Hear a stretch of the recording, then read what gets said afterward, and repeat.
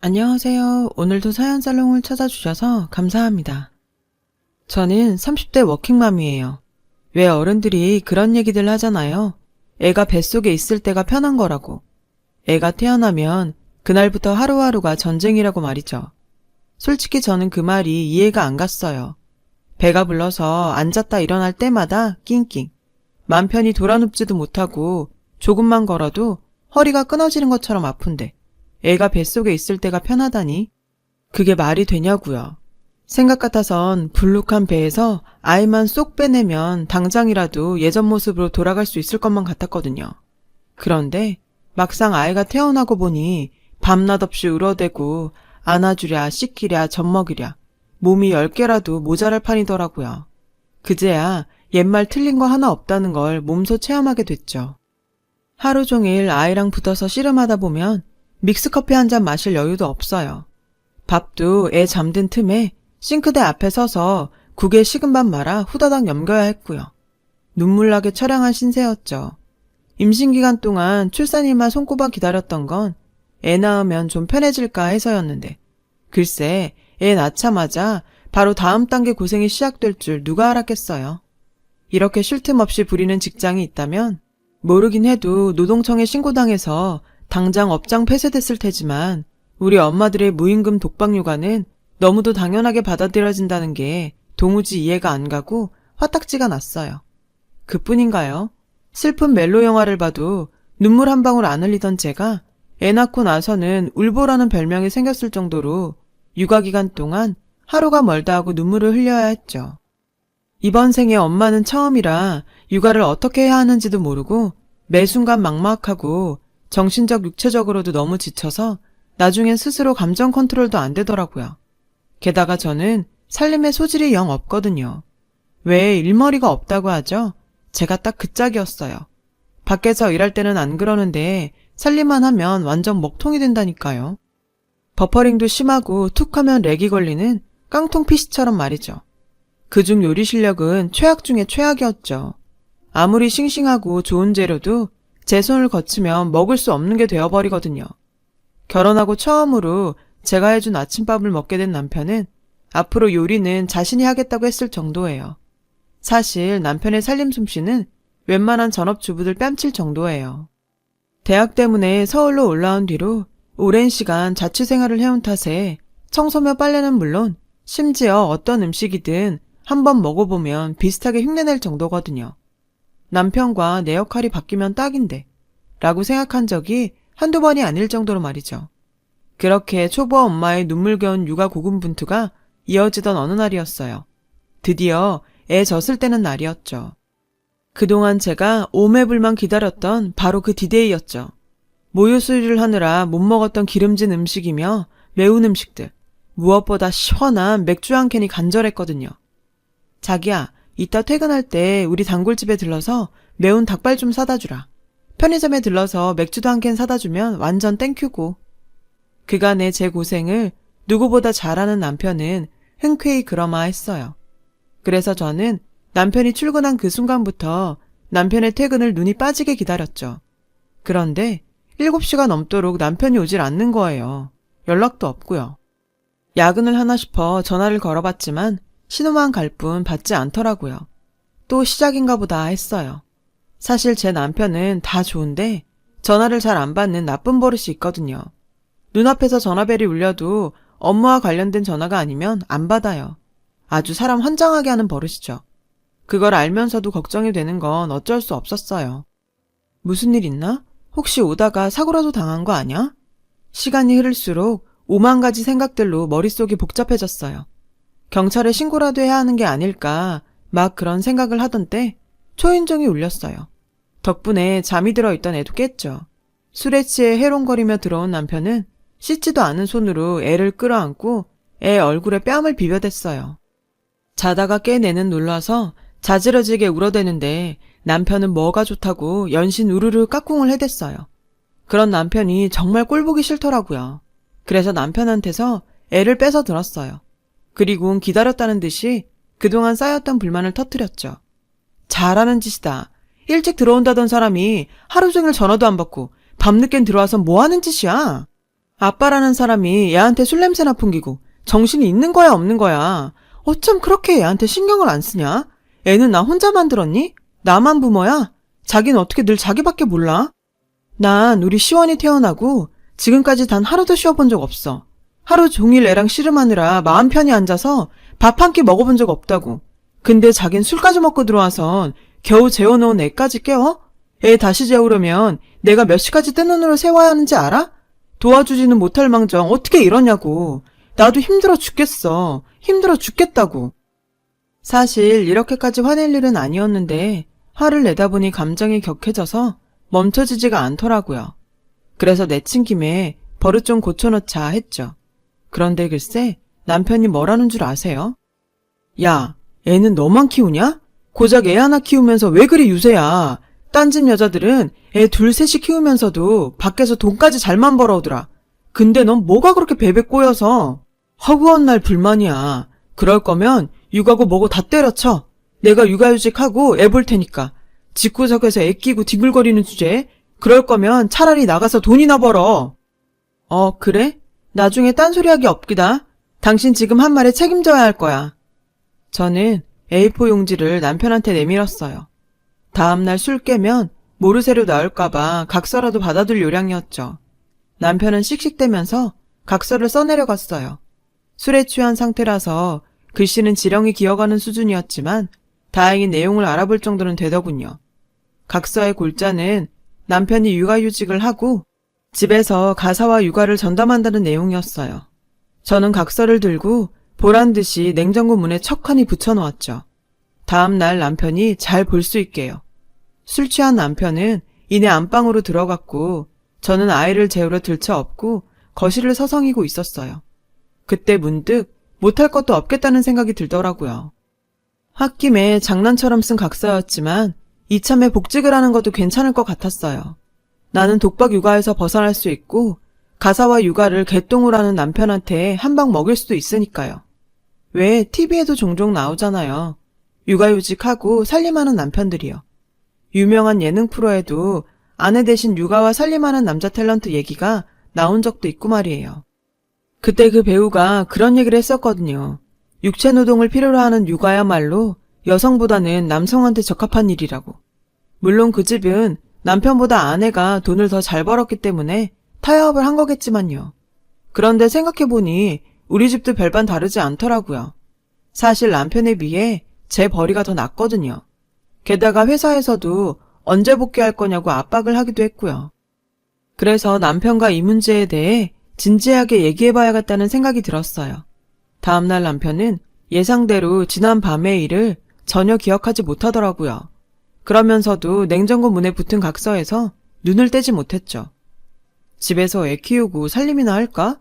영업 뛰는 거보다 이게 내 적성에 맞는 것 같긴 한데. 솔직히 살림은 당신보다 내가 낫잖아? 남편은 빈말로 내뱉은 거였겠지만 저는 이때다 싶었어요. 그지? 나도 그 생각해. 그래서 말인데 자기야, 이참에 자기가 육아휴직 내고 살림해보는 건 어때? 저는 남편 앞에서 피칭하는 심정으로 역할 변화에 대해 참고 자료까지 보이며 진지하게 설득에 나섰어요. 처음엔 장난처럼 받아들였던 남편은 현재 상황과 변화된 상황의 결과 비교를 보고는 눈빛이 변하기 시작했죠. 솔직히 나도 주변 시선만 아니라면 집에서 살림해보고 싶긴 해. 그게 내 적성에도 맞는 것 같고. 남편 마음이 흔들리기 시작했죠. 그날 이후 일주일을 고민하던 남편은 회사에 육아휴직을 신청하기로 했어요. 저는 남편의 휴직 신청에 맞춰 회사로 복귀할 준비를 시작했고요. 물론 시어머니는 엄청 반대를 하셨죠. 남사스럽게 어떻게 남자가 살림을 하냐면서 펄쩍 뛰시더라고요. 하지만 다행히도 시아버님께서 허락을 해주신 덕분에 결국 시어머님은 고집을 꺾고 말았어요. 저희 친정 부모님은 딱히 반대까지는 아니었지만 그래도 애는 엄마 손에 커야 맞지 않겠냐고 하시더라고요. 하지만 제 살림 솜씨를 익히 아시는 터라 반대까지는 안 하셨어요. 그렇게 저는 다시 회사로 복귀를 하게 됐고 남편은 전업주부로 업무 변경을 하게 되었답니다. 육아휴직을 마치고 다시 출근을 하던 날 어찌나 기쁘던지 하늘을 날 것만 같았죠. 그건 저만 그랬던 건 아니었어요. 적성에 맞지 않는 영업 일을 해야 했던 남편은 실적 눈치도 안 보고 자신이 잘하는 살림과 육아를 하게 되어서 전보다 생기 넘치게 변했거든요. 저희 부부한테는 윈윈인 셈이었죠. 시간은 흘러 남편의 육아휴직 기간이 끝나갈 즈음이었어요. 지난 1년 동안 역할 변화에 만족스러웠던 탓에 남편의 복직이 꽤 아쉽더라고요. 게다가 남편마저 직장에 복귀하게 되면 아이를 어린이집에 보내야 하는데 아직 2살밖에 안 된 아이를 기간에 맡기는 게 마음에 걸렸어요. 그렇다고 애를 봐줄 사람도 없었고요. 나 이참에 그냥 회사 간둘까? 남편이 작정한 듯 먼저 얘기를 꺼냈어요. 솔직히 저도 내심 바라던 바였지만 회사를 관두라고 말하는 게 미안해서 말도 못 꺼내고 눈치만 보고 있었거든요. 당신 정말 후회 안 하겠어? 지금 경력 단절되면 나중에 재취업하기 힘들어질 텐데 정말 괜찮아? 남편은 당장 업무 복귀를 해도 힘든 건 마찬가지라며 관두는 쪽을 선택했어요. 그렇게 남편의 희생 덕분에 우리는 다시 평화로운 일상을 보내게 되었죠. 본격적으로 전업주부로 살게 된 남편은 살림은 물론 육아에도 재능을 보였어요. 맘카페에 가입해 정보를 나누고 더 이상 안 쓰는 육아용품은 다른 집 엄마들과 교환해서 사용하며 알뜰한 생활을 했죠. 정기적으로 자신과 같은 살림남들과 모임도 갖고 외부 활동도 열심히 했어요. 4살 된 아이가 어린이집에 가면서부터 시간적 여유가 생기자 남편의 외부 활동도 더욱 활발해졌고요. 그러던 어느 날이었죠. 휴대폰이 망가져서 새 휴대폰을 바꾸러 매장에 갔다가 키즈폰을 보게 됐어요. 아이의 안전을 위해서도 그렇고 전화를 잘 안 받는 남편을 대신해서 비상시 연락용으로 하나 사두면 좋겠더라고요. 그래서 목걸이형으로 사다가 아이 목에 걸어주었죠. 딸애가 좋아하는 애니메이션 캐릭터가 그려져 있어서 말 안 해도 아이는 늘 목에 걸고 다니며 좋아했어요. 남편은 굳이 전자파가 나오는 휴대폰을 애한테 왜 사줬냐고 한 소리 했지만요. 살림에 재미를 붙인 남편은 살림과 육아를 하면서 느낀 것들을 블로그에 일기 형식으로 올리기 시작했어요. 그게 입소문을 타서 인터넷상에서 남편은 육아남으로 꽤 인기를 얻었죠. 덕분에 동네에서는 유명인사가 따로 없었어요. 그러다 보니 남편은 집을 비우는 날이 점점 늘어갔죠. 심지어 주말에 가족여행도 마음대로 못 갈 정도로 남편은 바빴어요. 남편이 바빠지면서 아쉬운 부분도 있었지만 그래도 자신의 영역에서 나름 자리를 잡고 있는 남편을 보니 그동안 미안했던 마음이 조금은 가시더라고요. 남편이 자랑스럽기도 했고요. 내심 남편한테는 늘 미안했거든요. 세상에 어떤 남편이 아내가 사회생활 하도록 자진해서 살림과 육아를 맡아주겠어요. 그런 면에서 저는 복받았다고 생각했어요. 남편의 더러운 이면을 보기 전까지는요. 툭하면 밖으로 도는 남편을 의심하게 된 건 딸아이의 입에서 나온 의문의 동네 이모 때문이었어요. 누구? 동네 이모? 그게 누군데? 딸아이가 동네 이모에 대해 얘기를 시작한 건 3개월 전쯤이었어요. 제가 모르는 헤어핀을 하고 있길래 아빠가 사준 거냐고 물었더니 동네 이모가 사줬다고 하지 뭐예요. 그래서 남편한테 동네 이모가 누구냐고 물었더니 맘카페 회원이라며 대수롭지 않게 말하더라고요. 남편이 여자들 사이에서 활동하는 걸 알기에 그런가 보다 하고 넘어갔어요. 그런데 그 이후로도 딸아이 입에서 동네 이모 이야기가 너무 자주 등장하는 거예요. 오늘 뭐하고 놀았냐고 물어보면 동네 이모네 가서 오빠하고 놀았다고 하고, 오늘 뭐 먹었냐고 물어보면 동네 이모네 가서 피자 시켜 먹었다고 하는 식이었죠. 아무래도 이상해서 하루는 반차를 내고 일찍 집으로 돌아왔어요. 역시나 남편과 딸애는 집에 없더군요. 딸의 키즈폰으로 위치 추적을 해보니 건너편 아파트 놀이터로 찍히더라고요. 그래서 가보니 딸애가 비슷한 또래의 사내아이와 놀이터에서 놀고 있었어요. 하지만 둘러봐도 남편은 보이지 않았죠. 딸애한테 아빠는 어딨냐고 물었더니 이모네에서 쿠키를 굽고 있다더라고요. 그래서 딸애와 함께 그 집으로 가려고 했더니 사내애가 앞을 막아서지 뭐예요. 4시 전에는 집에 들어오지 말랬다나요? 순간 불길한 생각이 들었어요. 그래서 딸애한테 그동안의 행적을 물었어요. 딸애의 말을 통해 추론해보니 남편의 외도는 거의 확실했어요. 단지 물증만 없을 뿐이었죠. 한참을 설득한 끝에 저는 사내아이를 통해 현관 비밀번호를 알아냈어요. 아이들에게는 어른들끼리 할 얘기가 있으니 놀이터에서 놀고 있으라고 했죠. 그리고는 그 여자 집으로 향했어요. 이런 상황은 처음이라 어떻게 대처를 해야 할지 모르겠더라고요. 일단 증거를 남겨야 한다는 생각으로 휴대폰을 동영상 모드로 맞춰놓고 현관 번호키를 눌렀어요. 집 안에 들어가 보니 남편도 이모라는 여자도 보이지 않았어요. 그때였죠. 안쪽 방에서 여자 신음소리가 들렸어요. 그 소리를 듣자 사시나무 떨리듯 다리가 후들거리더라고요. 비록 의심은 했지만 짐작했던 상황이 눈앞에서 벌어질 줄은 몰랐거든요. 심호흡을 하곤 떨리는 손으로 문고리를 돌렸어요. 그리곤 본능적으로 휴대폰을 방 안으로 들이밀었죠. 그러자 침대 위에서 남편과 뒤엉켜 있던 여자가 제 등장에 귀신을 본 사람처럼 깨악깨악 소리를 질러댔어요. 여보! 그제야 저를 발견한 남편은 사색이 돼선 여자와 함께 이불 속으로 숨더군요. 저는 주방으로 가 정수기에서 뜨거운 물을 한 바가지 퍼다가 이불에 뿌렸어요. 그러자 남편과 여자가 비명을 지르며 이불 밖으로 튀어나오더군요. 저는 그 모습을 놓치지 않고 동영상으로 남겼어요. 당신 뭐야? 왜 남의 집에 와서 행패야? 이거 명백한 주거침입이야? 여자는 제게 눈을 흘기며 발악하더군요. 당장이라도 경찰을 부르겠다며 엄포를 놓으면서요. 그렇게 해. 할 수 있으면. 볼만하겠다. 경찰들도 간만에 눈요기 좀 하겠네. 발정난 개들도 아니고 이러고 싶니? 환한 대낮에 애들은 놀이터에 방치해두고 부모란 것들이 이런 짓거리를 하고 싶냐고. 니들 오늘 어린이집 사정상 애들 일찍 마친 건 알고 있니? 니들 즐기느라 애들은 안중에도 없지? 어린이집에서 2시간 일찍 도착했는데도 니들이 4시까지 집에 들어오지 말라고 해서 놀이터에서 시간 때우고 있더라. 애들한테 쿠키 구워준다고 했다며? 니들은 쿠키를 홀딱 벗고 침대 위에서 굽냐? 이 더러운 것들아. 애들한테 니들 먹일 쿠키 굽는다고 방해하면 안 된다고 했다며. 그런데 애들이 그 말을 정말 믿었을까? 이 멍청한 것들아.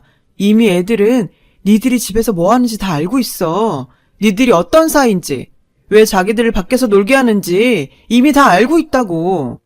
그 어린 것들한테 니들이 무슨 짓을 했는지 알기나 해? 이 시궁창 쓰레기 같은 것들아. 적어도 니들이 부모라면 이런 더러운 짓거리에 애들은 끼어넣지 말았어야지. 애들한테는 절대로 들키지 말았어야지. 어떻게 애들을 니들 방패로 이용해? 그제야 여자는 하얗게 질린 얼굴로 주저앉았어요. 남편도 2 손으로 얼굴을 감싸주더군요. 조금 전까지 당당하더니 왜 이러실까? 이제 와서 부모인 척 쇼하는 거야? 침대에서 하던 거 마저 해. 침대에서 쿠키나 실컷 구우라고. 저는 베개를 집어던지며 말했어요. 여보, 내가 잘못했어. 당신은 못 믿겠지만 오늘이 처음이었어. 정말 처음이었다고. 내가 잠깐 미쳤었나 봐. 실수였어. 그러니까 제발 한 번만 용서해주라. 남편은 무릎까지 꿇고 앉아 싹싹 빌며 용서를 구했어요. 반면에 여자는 어차피 이렇게 된 거 막 나가기로 했는지 아무 일 없었다는 듯 뻔뻔한 얼굴로 옷을 걸쳐 입더군요. 처음 같은 소리하고 자빠졌네. 지난 4월부터 지금까지 스쿨버스가 이 아파트에서 내려줬다고 시원이가 그러더라. 스쿨버스 기사한테도 확인했어. 적어도 니들은 3개월 이상 이 집에서 이런 짓거리를 해왔던 거야. 관리실에 말해서 CCTV 확인하면 다 나오는데 어디서 개수작이야. 내가 네 거짓말에 한두 번 속니? 회사에서 영업 실적 못 올려서 잘려놓군. 그간 육아휴직했다고 속인 거 알면서도 너 인생 불쌍해서 눈 감아줬어. 언젠가 아버님이 울면서 전화하셨더라. 네가 회사 잘리고 받은 퇴직금으로 매달 월급인 척 통장에 돈 넣는 꼴 더는 못 보겠다고. 너 회사 관두고 나서 내가 왜 퇴직금 얘기 안 꺼냈는지 모르겠니? 네가 퇴직금을 펀드에 묻어두겠다고 되도 않는 거짓말할 때 왜 내가 아무 말도 안 했는지 모르겠냐고. 그거 다 아버님 얼굴 봐서 참아준 거야. 돈은 못 벌어도 자식한테는 괜찮은 아빠로 남으라고 배려해준 거라고. 근데 이렇게 배신을 때리니? 어디 가서 돈백도 못 벌어오는 주제에 내가 벌어다 준 돈으로 2년 치마 속에서 히히덕거리니까 좋았니? 말해봐 이 쓰레기 같은 놈아. 그리고 너도 똑똑히 들어. 네가 내 가정을 개박살내놓고 네 가정은 무사할 거라고 생각했다면 오산이야. 오늘 찍은 이 동영상 니네 남편한테 그대로 보낼 거거든. 그리고 또 하나, 맘카페에 니들 행각 하나도 빠짐없이 올려서 대한민국 어디서도 얼굴 못 들고 다니게 할 거야. 어디로 이사를 가든 끝까지 쫓아가서 평생 고개 못 들고 살게 해줄 테니까. 그제야 상황 파악이 됐는지 여자는 제 다리를 부여잡고 제발 용서해달라고 싹싹 빌더군요. 동네 이모란 여자의 소름 끼치는 모습에 저는 발로 걷어차곤 밖으로 나왔어요.